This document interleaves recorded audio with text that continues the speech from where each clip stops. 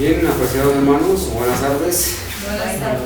Vamos entonces a continuar con la segunda parte de lo que es esta clase de instrucción titulada Dogmas Paganos de la Iglesia Católica. Es una información recopilada por el reverendo Esteban Testa.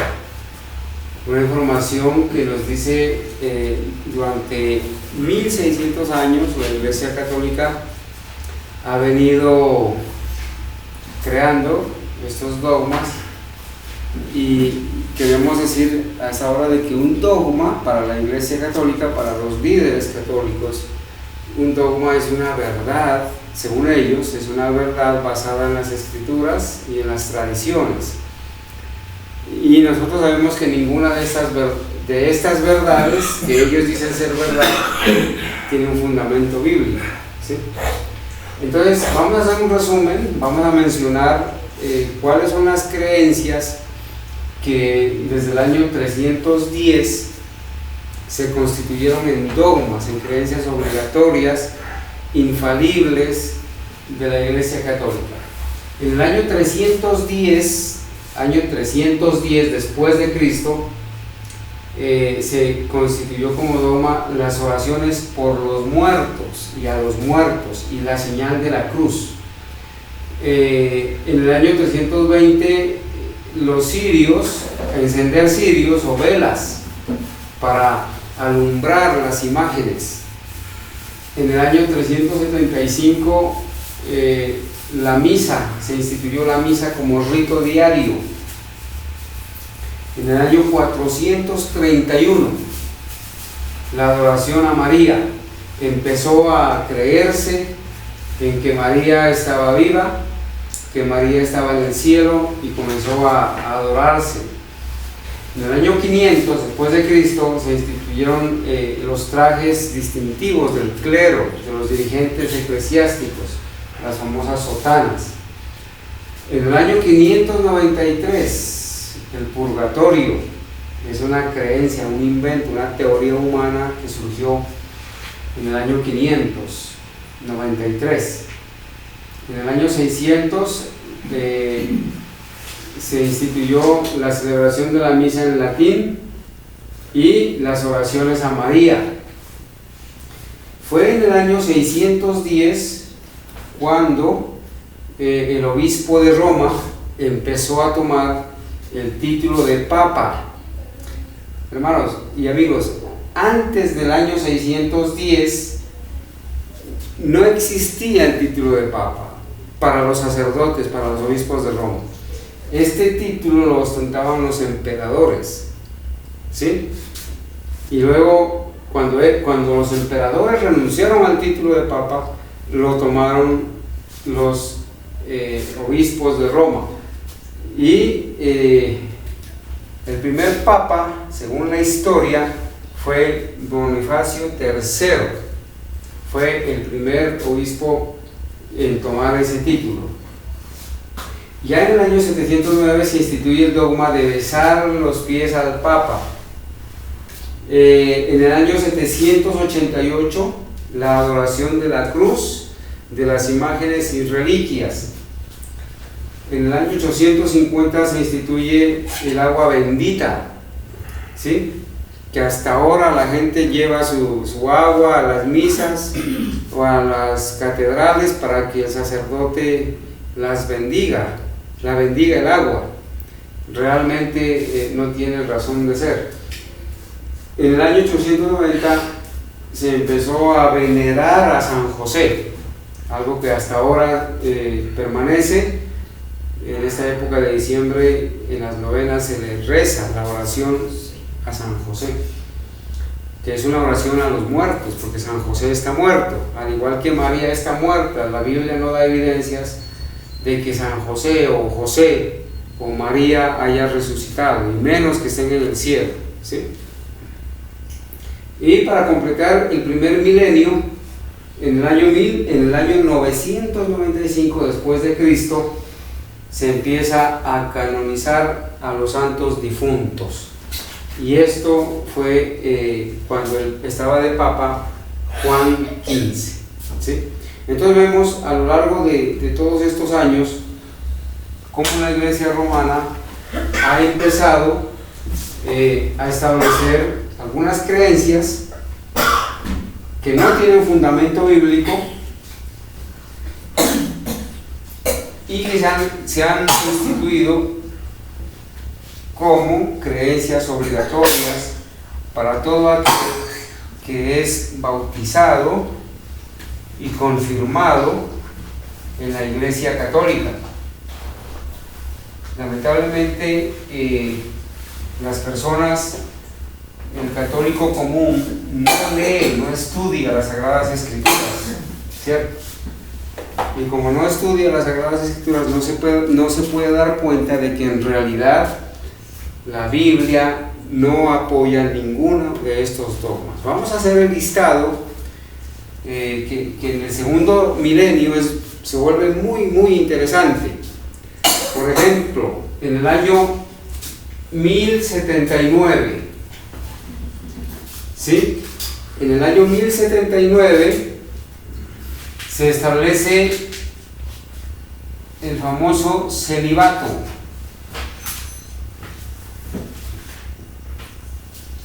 El famoso celibato para el clero, para los sacerdotes. A ver, ¿qué es el celibato? Es la creencia o la orden o la doctrina o el dogma de que todos los dirigentes eclesiásticos deben permanecer solteros, ¿cierto? Deben permanecer solteros. Vamos a leer 3 textos en la Biblia, por favor, me van a colaborar. Vamos a leer en la Biblia cómo esto se contradice. La doctrina del celibato no tiene fundamento bíblico. Vamos a escribir entonces que esta doctrina del celibato la estableció Hildebrando, así se llama quien estableció esta doctrina, Hildebrando.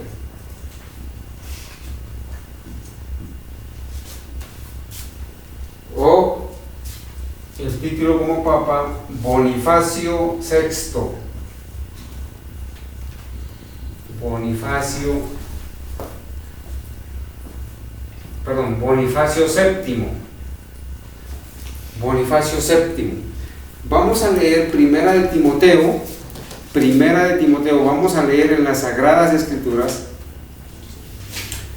Primera de Timoteo, el capítulo 3.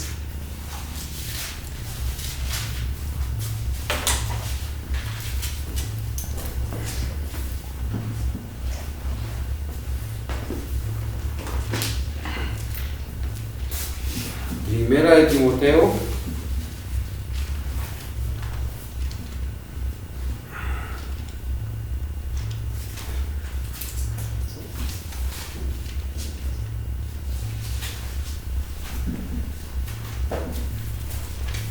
vamos a leer de ahí el capítulo 3.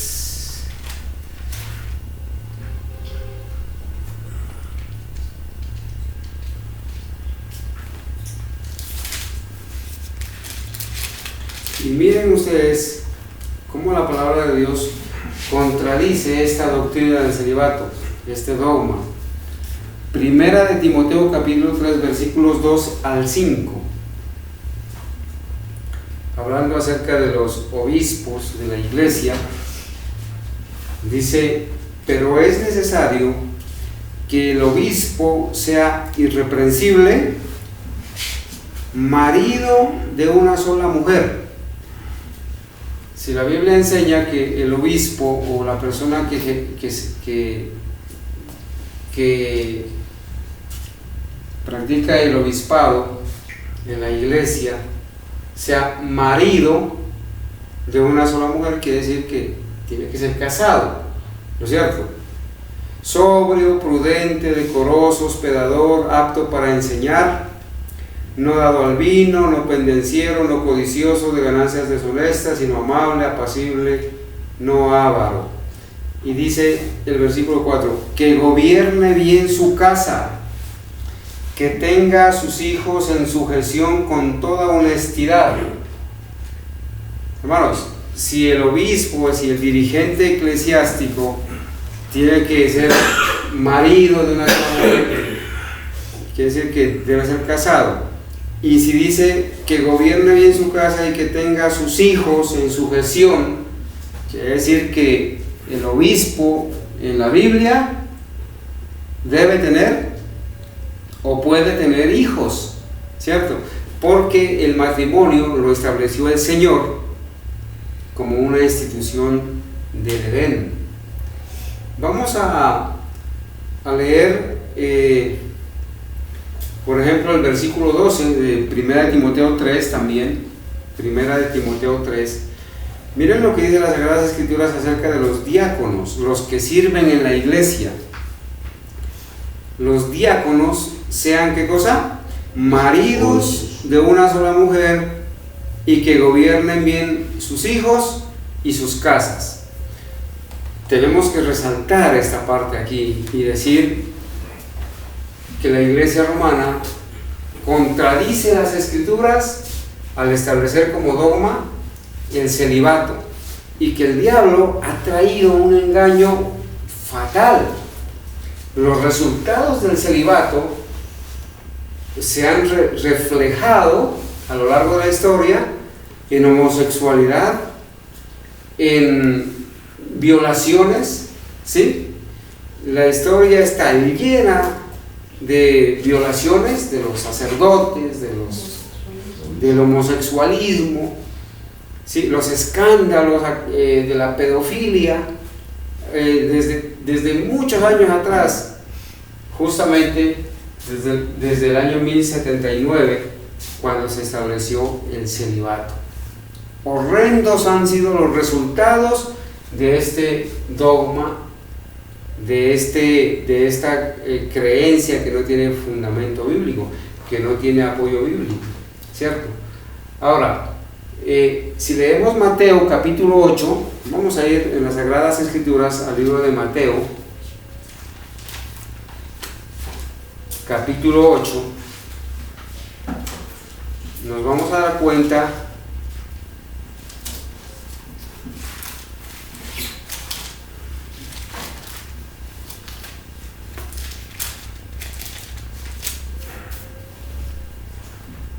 en los versículos 14. Esto es algo, esta es una parte demasiado importante, ¿sí? Mateo capítulo 8, versículo 14 y 15. Miren cómo dicen las Sagradas Escrituras, la palabra de Dios, hablando acerca de Pedro. Para los católicos romanos, Pedro, según ellos, fue el primer papa. Según los católicos, cuando Cristo le dijo a Pedro, tú eres Pedro, y sobre esta roca edificaré la iglesia, le entregó las llaves a Pedro del cielo y lo instituyó como el primer papa. Eso es una mentira. Miren lo que dice la Biblia de Pedro, versículo 14. Vino Jesús a casa de Pedro y vio a la suegra de este. ¿De quién? De Pedro. O sea, ¿Pedro tenía suegra? Claro que sí. Y si Pedro tenía suegra, era porque Pedro era casado, ¿cierto? Según los católicos, la doctrina del celibato, y todos los papas han sido solteros, y ellos dicen que Pedro fue el primer papa y Pedro era casado. Ahí se están contradiciendo. Ahí está esa gran mentira de que Pedro fue el primer papa. Vino a Jesús a casa de Pedro y vio a la suegra de Pedro, a la suegra de este, postrada en cama con fiebre, y tocó su mano y la fiebre la dejó y ella se levantó y le servía. Muy bien. Vamos entonces a continuar.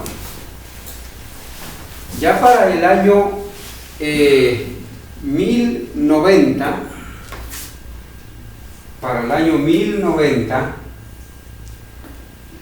la Iglesia romana establece el rosario.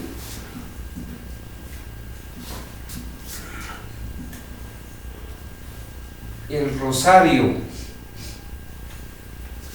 para hacer las oraciones, ¿sí? Y el rosario es el uso de cuentas para rezar. Van rezando y van pasando la mano sobre la pepita y van contando, ¿no es cierto? Esta creencia la introdujo Pedro el Ermitaño en el año 1090. Aquí voy a apuntar: Pedro el Ermitaño.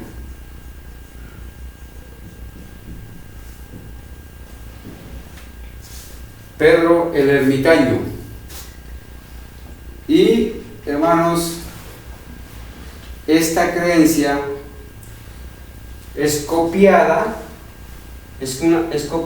de los hindúes y de los mahometanos.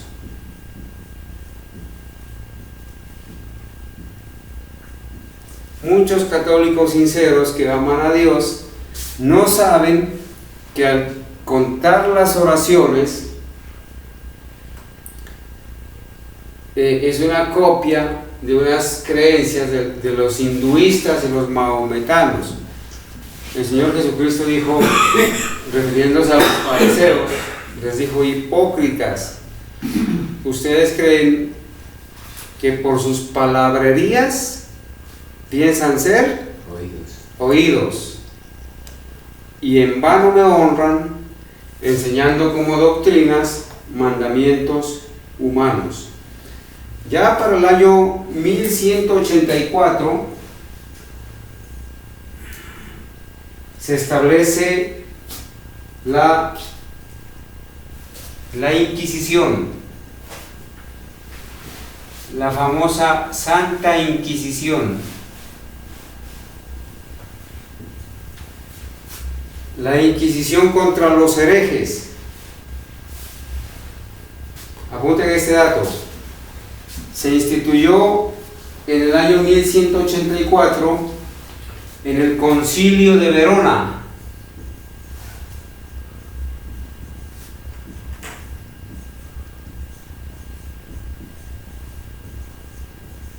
En el Concilio de Verona.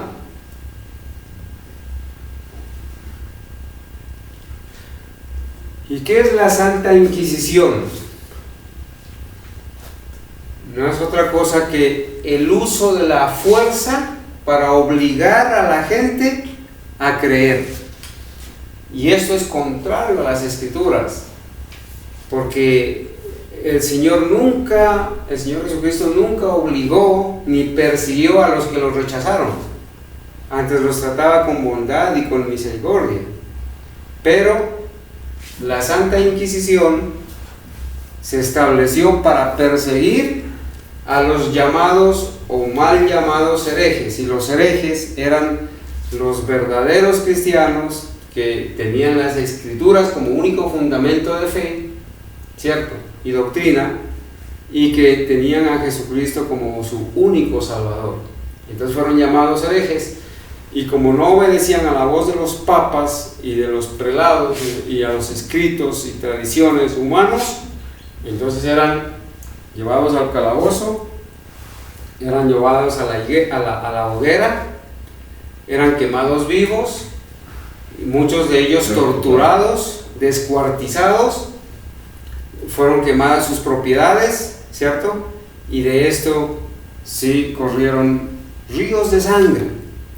Y la historia de la Iglesia romana está escrita con sangre, con la sangre de los mártires y de los fieles hijos de Jesús. ¿Está bien? Muy bien. Voy a borrar aquí. Ya hemos dicho sobre el celibato, ¿cierto?, en el año 1090. Sobre el rosario. Fíjense que estos dogmas son muy importantes y hasta ahora, ¿cierto?, son practicados por la Iglesia romana.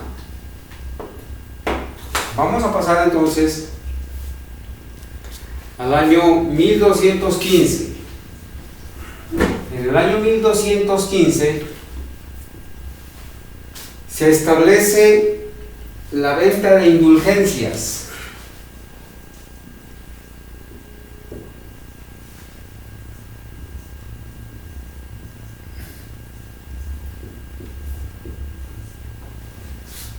La venta de indulgencias. ¿Qué son las indulgencias? Así hablándolo en términos generales. Las indulgencias no son otra cosa sino la compra del perdón. La compra del perdón, ¿cierto? Y la licencia para pecar.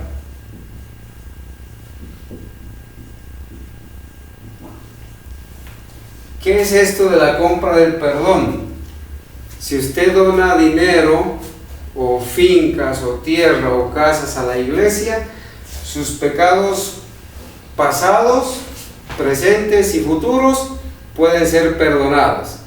Le vendían a la gente las indulgencias para que sus pecados que había cometido antes, los que estaba cometiendo ahora y los que iba a cometer de aquí en adelante, de acuerdo al valor que daba, le podían perdonar o iban a ser perdonados los pecados de aquí a un año, los que iba a cometer de aquí a un año, de aquí a 2 años, de aquí a 5 años.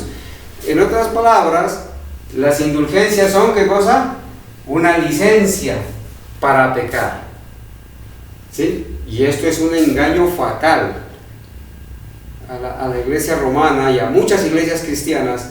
Lo único que les interesa es el bolsillo de la gente, y por eso les predican adulaciones, les predican temas que les calmen la conciencia, pero no les predican temas que los lleven al arrepentimiento, que les muestren que están violando los mandamientos de Dios, sino que les calmen nomás la conciencia y los entretienen, que pasen ahí un rato, una media hora, 1 hora en el templo o unas horas en el templo entretenidos, pero no les hacen un llamado a la verdadera conversión, a la negación propia, a la renuncia al mundo y a que se sujeten directamente a lo que dice la palabra de Dios.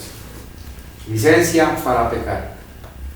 A eso se le llama así a las indulgencias. Y en el año 1200, aquí tengo aquí un error. En el año 1190 fueron las indulgencias. 1190. Corrijan ahí, por favor. 1190 las indulgencias. Y en el año 1215 se crea el dogma de la transubstanciación. Ya vamos a explicar qué es eso. La transubstanciación.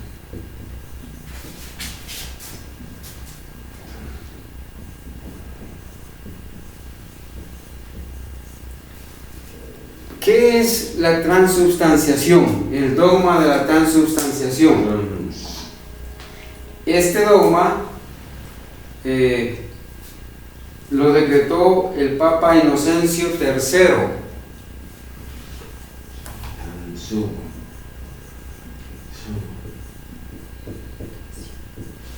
Inocencio III en el año 1215. ¿Qué enseña el dogma de la transubstanciación? Cada vez que el sacerdote celebra la misa diariamente, cuando él pronuncia ciertas palabras, por las palabras del sacerdote sucede el milagro de transformar la hostia en el cuerpo de Cristo. ¿Sí? De una manera milagrosa, el sacerdote diariamente crea a Cristo. Imagínense, el creador es creado por las sencillas palabras de un ser humano. Y él crea a Cristo, ¿cierto? Convierte la hostia o la oblea en el cuerpo de Cristo, y luego se come esa hostia, o se come vivo a Cristo en presencia de la gente que asiste a la misa. Esto es un absurdo, ¿verdad? Porque una persona humana no puede crear al eterno Dios, al Creador, ¿cierto? Y es una cosa contraria, ¿sí? Es una cosa contraria a lo que enseña las Sagradas Escrituras. Las Sagradas Escrituras enseñan la cena del Señor, ¿sí? Y la cena del Señor es una conmemoración del sacrificio de Cristo y el anuncio de que Él va a venir pronto. Y la cena del Señor, el Señor dijo: cada vez que esto hagáis, la muerte del Señor anunciáis hasta que Él venga. Él no dijo que la hacen cada 8 días, ni cada día, ni cada 3 meses, cada vez que lo hagáis. Y el vino que se toma en la cena del Señor representa la sangre del Señor Jesucristo. Pero ese vino no es el vino cherrinol ni el vino comercial que se compra ahí en botellas y que emborracha, porque es un vino fermentado que contiene alcohol y embrutece la mente. Ese vino está representando mal la sangre de Cristo, porque la sangre de Cristo es pura, sin corromperse, sin contaminarse. Por eso el vino que tomamos en la cena del Señor es el jugo de la uva sin fermentar, y el pan que consumimos en la cena del Señor es un pan elaborado sin levadura, porque la levadura en la Biblia está representando el pecado, y el cuerpo de Cristo, dice la palabra de Dios, que Cristo no hubo pecado, en Él no hubo pecado, ni fue hallado engaño en su boca, dice Isaías 53, ¿cierto?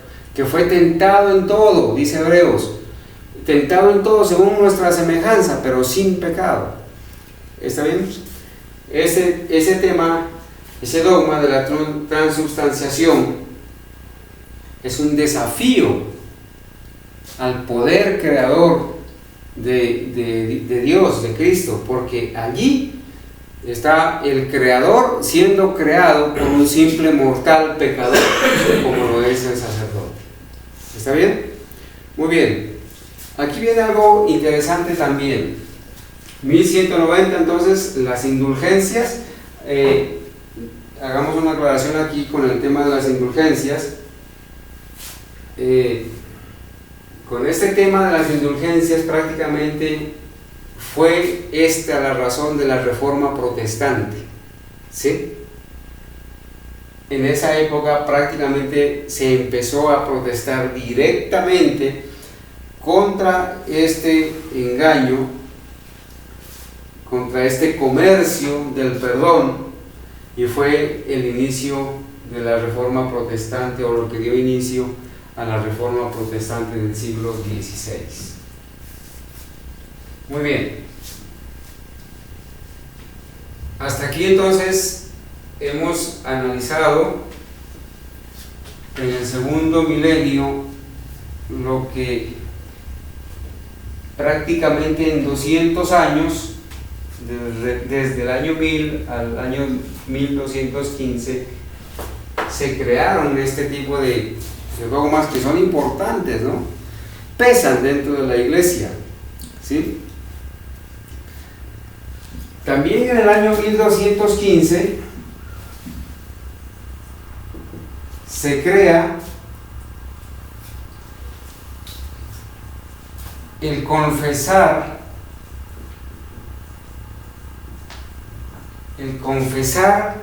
los pecados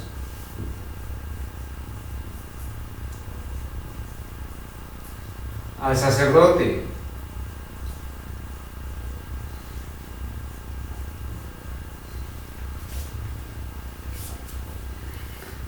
Por lo menos una vez al año.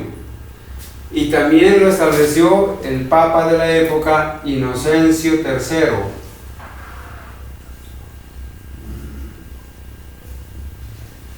¿Sí? Inocencio o Inocente III. En el concilio, vamos a apuntar porque este dato es importante, en el concilio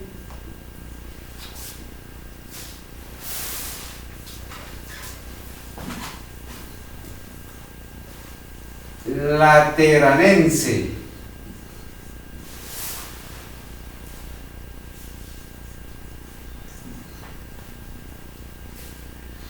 mire, este asunto de confesar los pecados al sacerdote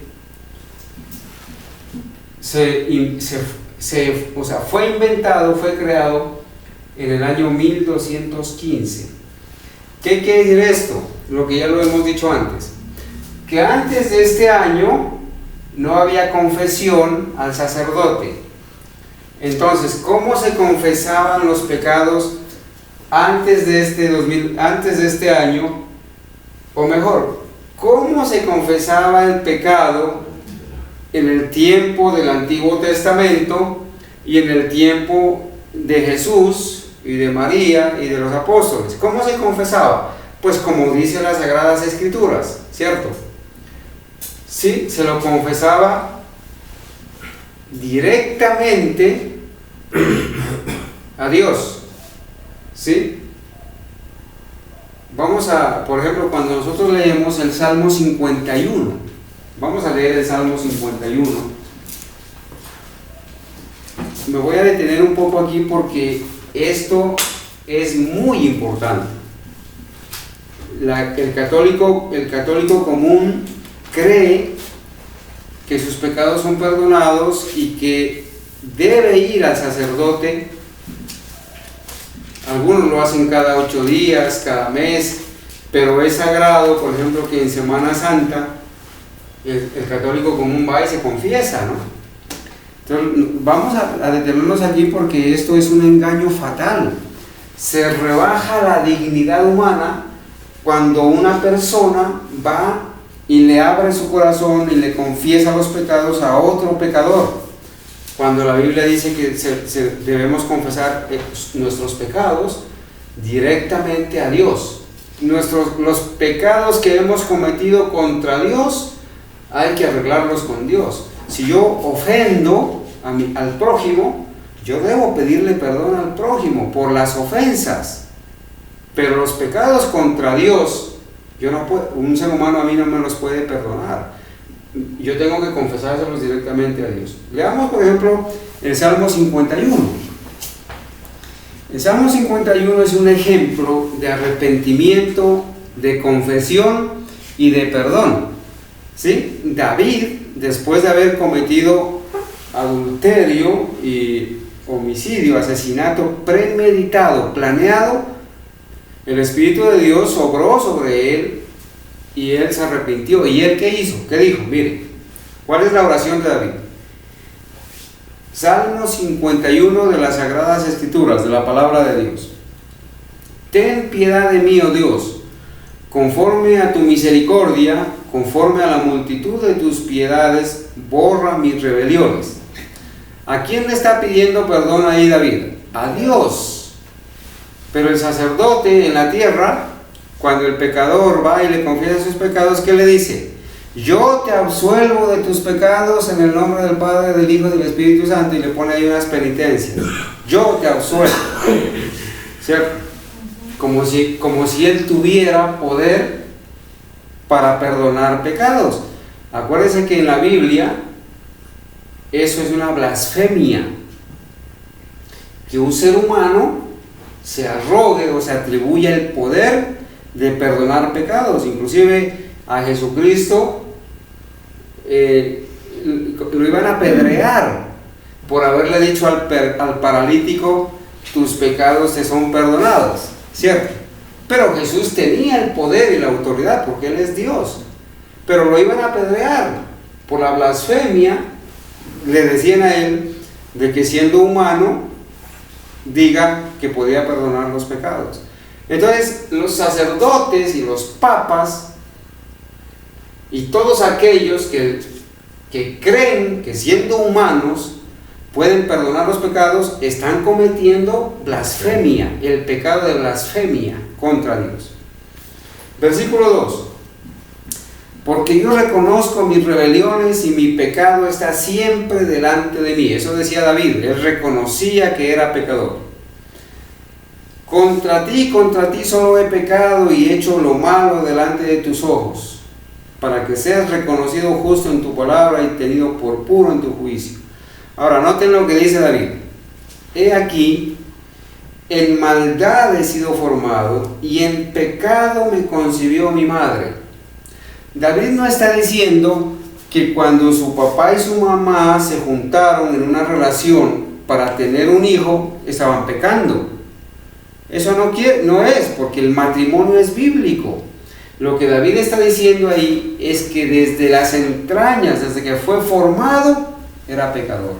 O su naturaleza está inclinada al pecado, porque nuestra naturaleza humana es caída. ¿Sí? Nosotros nacemos con nuestra naturaleza caída. Y ningún ser humano en este mundo es sin pecado concebido. ¿Sí? Nadie. Dice él: purifícame con hisopo y seré limpio, lávame y seré más blanco que la nieve, hazme oír gozo y alegría y se recrearán los huesos que has abatido, esconde tu rostro de mis pecados y borra todas mis maldades. ¿A quién se está dirigiendo David? Crea en mí, oh Dios, un corazón limpio y renueva un espíritu recto dentro de mí. David no fue a buscar al sacerdote para confesarle sus pecados. La mujer adúltera no fue a buscar al sacerdote Anás y Caifás para confesarle sus pecados. Fue directamente a Cristo. ¿Sí? La llevaron y Jesús le dijo: vete y no peques más, porque ella había sido sorprendida en adulterio, ¿verdad? Bien, hay otro texto. Vamos a leer Lucas 7:48. Vamos a ir al libro de Lucas.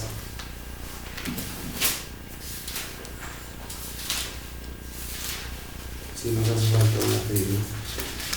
Lucas 7:48. Y vamos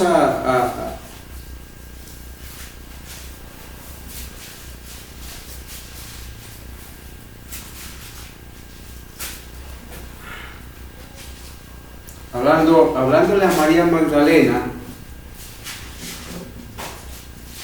dice la palabra de Dios en Lucas 7:48: y a ella le dijo Jesús: tus pecados te son perdonados. Y por eso los que estaban ahí, dice el versículo 49, y los que estaban juntamente sentados a la mesa comenzaron a decir entre sí: ¿quién es este que también perdona pecados? Los que acompañaban a Jesús y a María Magdalena en ese sitio se asombraron de que Jesús le diga: tus pecados te son perdonados, pero él podía hacerlo porque es Dios. ¿Qué dirían ahora cuando escuchen a los sacerdotes diciéndole a la gente que se confiesa: yo te absuelvo de tus pecados? Ciertamente eso es una blasfemia. En el Salmo 103 también dice: alaba alma mía al Señor y no olvide ninguno de sus beneficios, Él perdona todos tus pecados. Ok, Salmo 103, versículo 3. El versículo 3: Él es quien perdona tus pecados, todos tus pecados, o sea, refiriéndose a Dios. Primera de Corintios 11:26.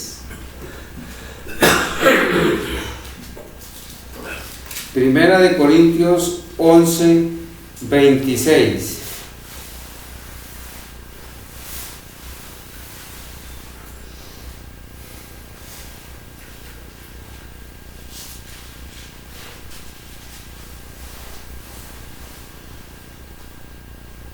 Bueno, ese es un texto que se refiere a lo que veníamos mencionando antes, ¿no?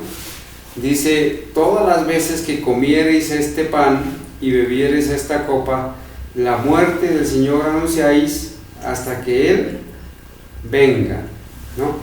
Muy bien, vamos a continuar diciendo que en el año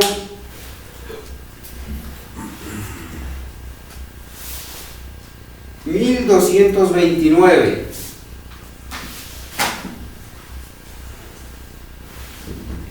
por favor, católicos, apreciados católicos y hermanos evangélicos, en el año 1229 sucede algo especial. En este año la Biblia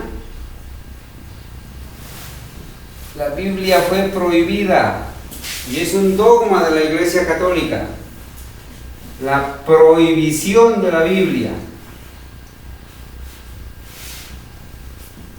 En el año 1229, por eso se le llama a esta parte de la historia una era de tinieblas espirituales. ¿Qué puede resultar? ¿Qué puede resultar de prohibir la Biblia? Ocultar la verdad. Ocultar la verdad. El clero romano tuvo que entrar a prohibir a los laicos y a la gente leer las Escrituras, porque si la gente leía las Escrituras se iban a dar cuenta de la verdad, y entonces el error iba a ser desenmascarado. Como ellos no tenían argumentos bíblicos para enseñar sus engaños y sus falsedades, entonces ahora tienen que obligar como dogma la prohibición de la lectura de la Biblia. Ahora, ¿está esta prohibición de leer la Biblia a los laicos y a la gente, está en contra de lo que dice la palabra de Dios? Claro. Vamos a leer lo que dice Juan 5:39 y vamos a leer lo que dice Primera de Timoteo, capítulo 3, versículos 15 al 17. Mientras buscamos los textos, voy a decirles que la prohibición de la Biblia, para que tengamos un argumento sólido, fue decretada, fue colocada en el índice de los libros prohibidos. O sea, había un listado de libros que para la gente le era prohibido leer, y en ese listado la colocaron a la Biblia. Fue colocada en el listado de libros prohibidos en el Concilio de Valencia. ¿Sí? En el Concilio de Valencia.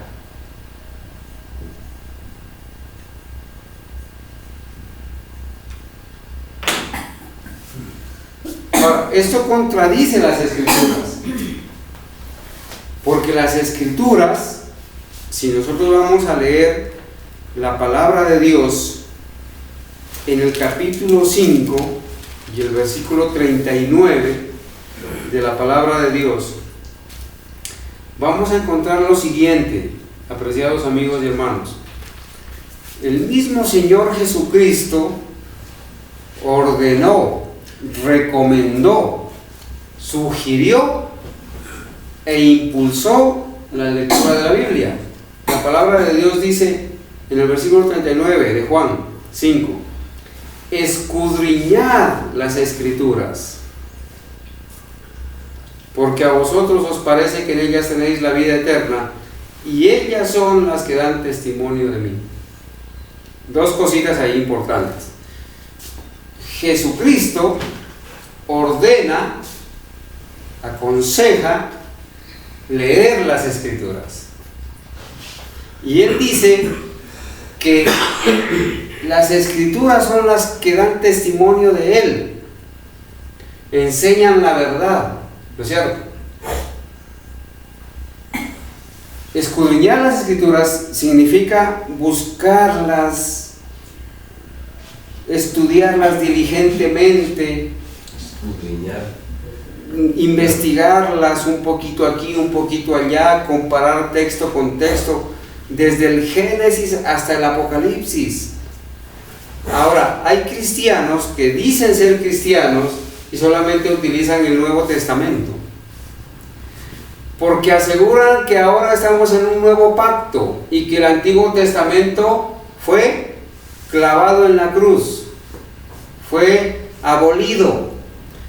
Pero aquí estamos leyendo en el Nuevo Testamento que el mismo Señor Jesucristo ordena escudriñar las Escrituras.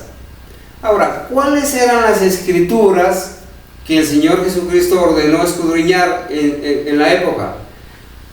Era el Antiguo Testamento, los rollos del Antiguo Testamento que él leía allá en la sinagoga, y que se levantó a leer el rollo de Isaías, ¿cierto? Porque en esa época el canon de las Escrituras o el conjunto de libros de las Escrituras no estaba conformado como lo tenemos ahora. Pero el Señor Jesucristo ordenó estudiar las Escrituras, incluyendo el Antiguo Testamento, porque aquí dice que Él dijo escudriñar las Escrituras, y las Escrituras, las únicas Escrituras que estaban escritas, valga la redundancia, en esa época, era el Antiguo Testamento. Pero el diablo ahora enseña desde los púlpitos cristianos de que no debemos estudiar el Antiguo Testamento. Ahora tiene un propósito, ¿no? Si estudiamos el Antiguo Testamento y especialmente el Génesis, vamos a encontrar ahí dos verdades fundamentales: el sábado del Génesis y el matrimonio. Dos instituciones que fueron creadas en la primera semana del Edén. Y el diablo ataca esas dos instituciones. Ataca el sábado cambiándolo al domingo. Y ataca el matrimonio creando ahora el matrimonio entre personas del mismo sexo, ¿cierto? O el matrimonio conformado por sociedades conyugales de dos o más personas. De esa manera el diablo ha atacado esas dos instituciones. Ahora leamos un texto más, ¿sí? Primera de Timoteo capítulo 3. Vamos a leer ahí Primera de Timoteo capítulo 3.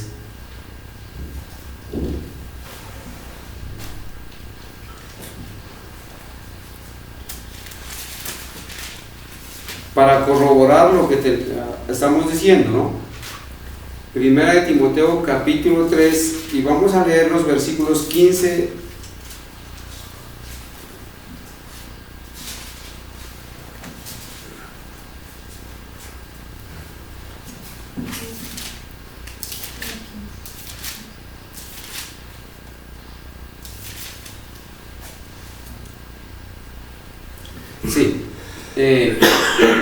corrijo, Segunda de Timoteo capítulo 3. Segunda de Timoteo capítulo 3, y vamos a leer de ahí los versículos 15 al 17. Dice la palabra de Dios, hablándole o escribiéndole Pablo al joven Timoteo, va a hacer una presentación de las Escrituras. Él dice: y que desde la niñez has sabido las sagradas Escrituras. Miren cómo se refiere. Segunda de Timoteo capítulo 3, versículos 15 al 17. Miren cómo se refiere el apóstol Pablo a la Biblia, a la palabra de Dios. Dice las sagradas Escrituras, ¿cierto? Deberíamos nosotros aprender. A veces decimos la Biblia, pero realmente es un buen término bíblico. Las sagradas Escrituras. No es cualquier libro, es la palabra de Dios, las cuales te pueden hacer sabio para la salvación por la fe que es en Cristo Jesús. ¿Qué es lo que dice Pablo de las Sagradas Escrituras? Que nos hacen sabios para la salvación por la fe que es en Cristo Jesús. Pero si prohíben la lectura de las Sagradas Escrituras, entonces ¿cómo es que nos vamos a salvar? ¿Adivinando o ellos lo hicieron con un propósito de que la gente crea ciegamente lo que los padres dicen. Y hoy en día la gente no estudia la Biblia, no tiene la cultura de estudiar la Biblia, y tiene la cultura solamente de ir a oír misa o a oír lo que dice el pastor, y solamente creer lo que dice el cura, lo que dice el sacerdote, lo que dice el pastor, y eso para ellos es palabra de Dios. Se están autoengañando, engañados y autoengañándose, porque el apóstol Pablo y el Señor Jesucristo ordenaron. Ahora, ¿qué dice más? Versículo 16 de 2 de Timoteo capítulo 3. Toda la escritura es inspirada por Dios. Allí dice toda la escritura, Antiguo y Nuevo Testamento. No es solamente el Nuevo Testamento que es inspirado por Dios. Toda la escritura es inspirada por Dios. ¿Y toda la escritura para qué es útil? Es útil para enseñar la verdad. La Biblia la Sagrada Biblia, las Sagradas Escrituras, es el único libro que te enseña la verdad, porque es inspirado por Dios. Útil para redarguir, para corregir, para instruir en justicia, a fin de que el hombre de Dios sea perfecto, enteramente preparado para toda buena obra. Entonces, ¿el diablo tenía razón para prohibir las Escrituras? Claro que sí. Porque al prohibir las Escrituras, pues no vamos a conocer la verdad, y no vamos entonces a conocer el error en las que nos ha involucrado el diablo. ¿Está bien?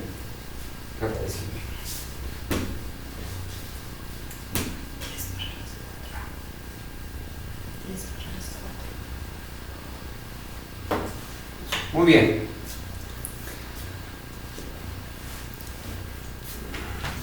En el año 1287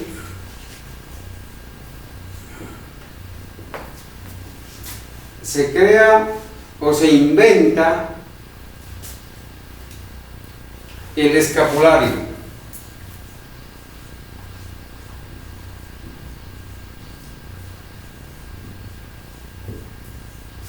Y este invento fue por un monje inglés llamado Simon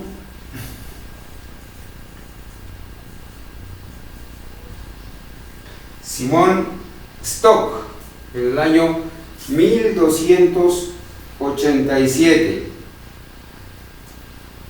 Ahora, ¿qué es el escapulario? Pues se dan cuenta que a los niños, a los bebés ya les ponen el escapulario, y la gente lleva un escapulario. ¿Qué es? Voy a leer textualmente de aquí. Dice: se supone que este pedazo de tela con una representación de la Virgen María, ojo, el escapulario es un pedazo de tela con una representación de la Virgen María. Se supone que ese pedazo de tela donde tiene la Virgen María tiene virtud sobrenatural o milagrosa para proteger de todo peligro al que lo usa. ¿Esto contradice las Escrituras? Claro que sí. Isaías 41:10 dice: no temas, porque yo estoy contigo. No desmayes, que yo soy tu Dios, que te esfuerzo. Siempre te ayudaré. ¿Sí? Hermanos, este escapulario es un engaño también. Es un invento que no tiene razón de ser. Y lamentablemente las personas hasta ahora lo usan. ¿Cierto? Lamentablemente las personas hasta ahora lo usan. Bien, vamos a complementar aquí, vamos a avanzar un poquito al año 1439. En el año 1439 se proclamó como dogma la doctrina del purgatorio.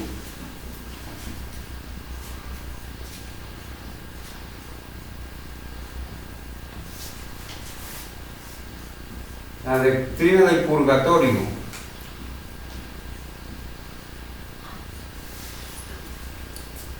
De esto se comenzó a hablar muchos años atrás, ¿sí? Según los apuntes que tenemos ahí, se empezó a creer en el purgatorio en el año 593. Se comenzó a creer, pero se estableció como dogma ya en su totalidad, ¿sí?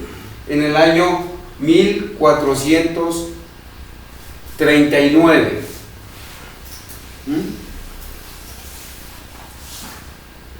Ahora, ¿cómo contradice la doctrina del purgatorio las Sagradas Escrituras? Ya dijimos que la doctrina del purgatorio consiste en creer que las personas, como dicen los católicos, si no han sido lo suficientemente buenas como para irse derechito al cielo, entonces se van a un sitio a purgar las penas. Ese sitio es un sitio de tormentos llamado el purgatorio, ¿sí? Y que después de un proceso de purgar las penas, la persona o el alma de la persona que está en el purgatorio puede ser sacada del purgatorio y llevada al cielo. Y esto contradice la enseñanza bíblica de la doctrina del estado de los muertos. La Biblia enseña que los muertos nada saben, que cuando una persona se muere, ¿qué sucede con su alma? En primer lugar, la Biblia enseña que nosotros no tenemos alma. Dios no le puso un alma aparte a Adán. Él lo formó del polvo de la tierra y sopló en su nariz aliento de vida, y Adán llegó a ser alma viviente. Entonces nosotros no tenemos alma, somos almas vivientes. Entonces cuando la persona muere, sucede el proceso inverso a la vida, que el polvo, o sea, este cuerpo material, vuelve a la tierra como era, y el aliento de vida, el soplo de vida, el espíritu de vida, la respiración, Dios la quita. Dios quita la respiración. A esa respiración se le llama espíritu de vida. Y Dios quita la respiración de la persona, sea buena o sea mala. Pero el alma no se va a ninguna parte. El alma desaparece. Porque para que haya alma tienen que haber los dos elementos: polvo de la tierra y espíritu de vida. Llegó a ser así alma viviente. Entonces nosotros no somos alma. Cuando la persona muere, dice la palabra de Dios, en ese día terminan sus pensamientos, sus sentimientos, sus tristezas, sus alegrías, y nunca más participa en lo que se hace debajo del sol.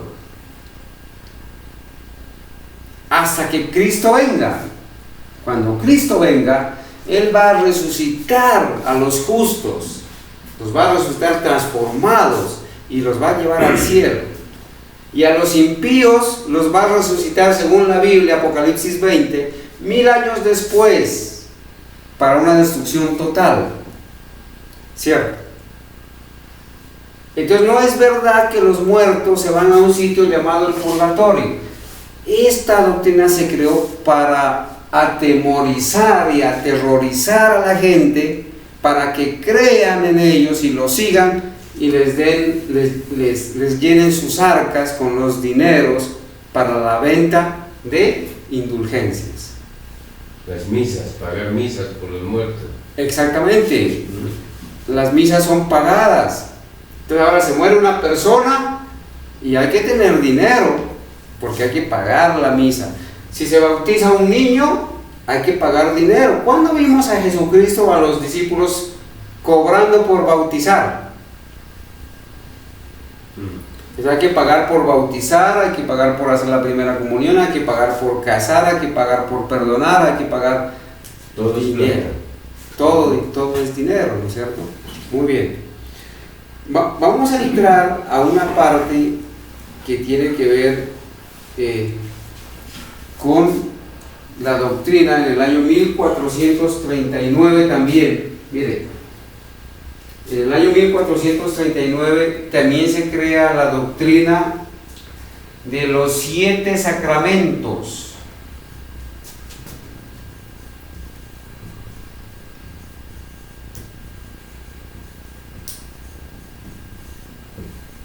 Se comenzó a practicar desde el año 1439. Antes de este año no se practicaba eso, no se creía en eso. Los 7 sacramentos, que vamos a estudiarlos en una clase aparte acerca, a ver, en qué consisten esos 7 sacramentos, porque la Biblia solamente habla de 2 ritos cristianos, ¿cierto? Como es el bautismo y la cena del Señor, entre otros, ¿cierto? El bautismo y la cena del Señor. Eso lo presenta la Biblia como sacramento. Pero el bautismo no es el bautismo de niños que no se arrepienten, que no saben que es pecado, que no creen porque no tienen uso de razón. En la Biblia el bautismo es para personas adultas que sienten la influencia del Espíritu Santo y saben que son pecadores, reconocen su pecado y vienen a practicar el rito del bautismo como un símbolo de la muerte, de la sepultura y de la resurrección de Cristo, porque cuando una persona se bautiza, pues es una nueva criatura y nace a una nueva vida en Cristo. Y para bautizarse, dice la palabra de Dios que uno de los requisitos es arrepentirse. Y un niño recién nacido, ¿de qué se arrepiente si ni siquiera tiene uso de razón?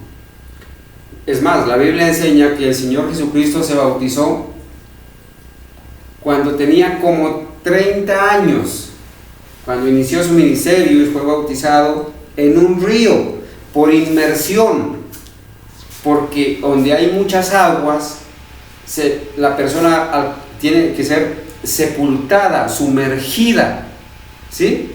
Inmersa, porque esa agua representa la tumba donde es sepultada la vieja vida de la persona, y cuando la persona es levantada, entonces resucita a una nueva vida. Pero la Iglesia Católica practica el bautismo por aspersión, aplicándole un poquito de agua en la cabeza al niño que acaba de nacer. Y lo peor es que le dicen que si tú no lo bautizas rápido, el niño se te vuelve auca, y si se muere, la alma de ese niño comienza por allá a divagar en el limbo, y entonces hay un proceso ahí de engaño adicional a lo que se viene enseñando. ¿Está bien? Aquí en el año de 1508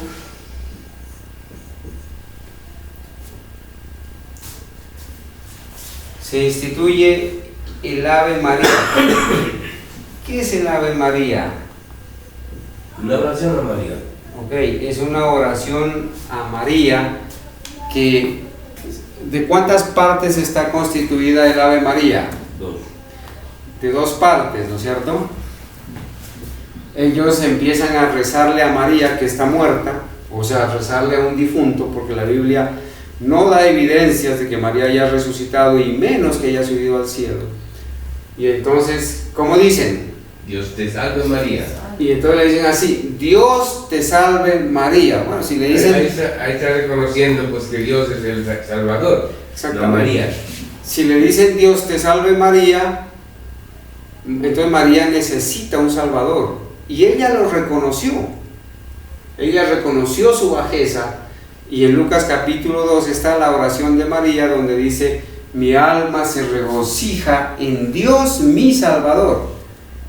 La única razón, la única parte racional del Ave María es cuando dice Dios te salve María. Bueno, María está muerta, no va a escuchar. Los católicos, los romanos le rezan a María, pero le dicen Dios te salve María.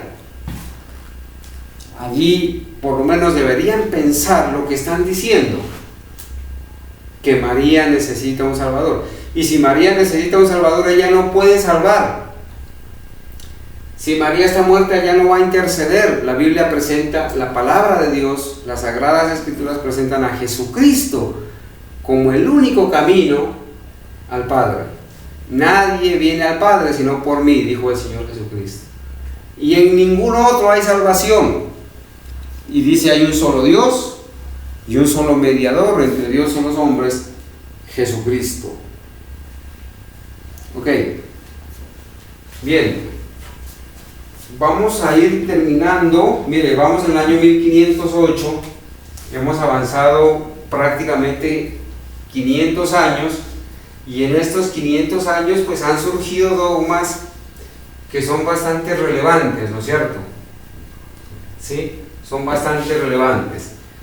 En esta clase vamos a avanzar un poquito más hasta el año 1545. 1545. Y en este año es muy importante, ¿cierto? En el Concilio de Trento,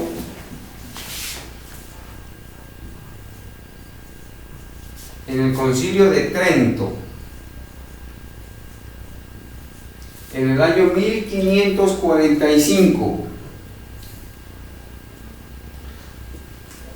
se declaró como dogma que la tradición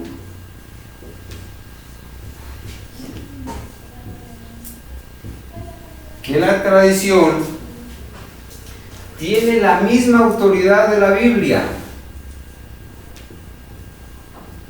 Por eso la fe católica es una fe basada en tradiciones, y ellos dicen basada en la Biblia, pero la mayoría, casi el 85% de las creencias católicas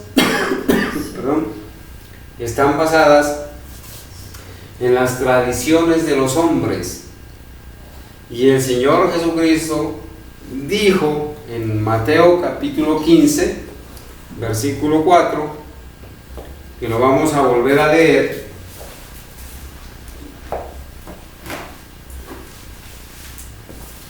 En la palabra de Dios, ¿sí?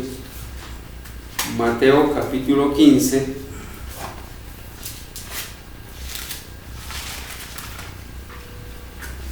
y el versículo dice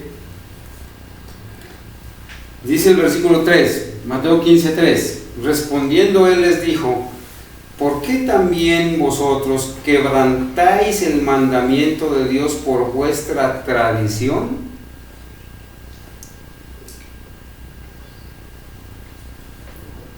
Los escribas y los fariseos de la época de Jesús practicaban ciertas tradiciones, y con esas tradiciones estaban quebrantando el mandamiento de Dios. Hoy en día sucede lo mismo. Se han colocado las tradiciones al mismo nivel de autoridad de la Biblia. ¿Y qué son las tradiciones? Las tradiciones son creencias humanas, teorías humanas, inventos humanos, como los que hemos mencionado, para decir que aunque esas tradiciones no tienen apoyo bíblico, son igual de verdad y deben ser practicadas y obedecidas ciegamente por el católico o por la persona que pertenece a esa religión. Pero el Señor Jesucristo dijo en Mateo 15:9 de la palabra de Dios. Leamos desde el versículo 8. Mateo 15:8 y 9. Este pueblo de labios me honra, mas su corazón está lejos de mí. ¿Qué es honrar de labios a Jesús? ¿Y qué significa que las personas que alaban y que honran a Jesús tengan su corazón lejos de Él? El versículo 9 lo explica. Pues en vano me honran, enseñando como doctrinas mandamientos de hombres. Tremendo. Apreciados amigos y hermanos, se corre el riesgo de honrar en vano a Dios cuando se colocan las tradiciones en el mismo nivel de la Biblia para hacer doctrinas. Toda doctrina de fe debe estar apoyada en las Sagradas Escrituras a lo largo de todas sus páginas. Todos los profetas y apóstoles deben apoyar la creencia. Si lo dice la palabra de Dios, pues es una verdad y hay que creerlo. Si no lo dice la palabra de Dios, es una tradición humana. Y nosotros no podemos creer en cuestiones de fe, en teorías humanas, porque Dios ha establecido que cuando creemos en Dios y lo honramos, poniendo la tradición al mismo nivel que la Biblia, estamos perdiendo el tiempo, estamos honrando a Dios en vano. Entonces, vamos a terminar por ahora allí.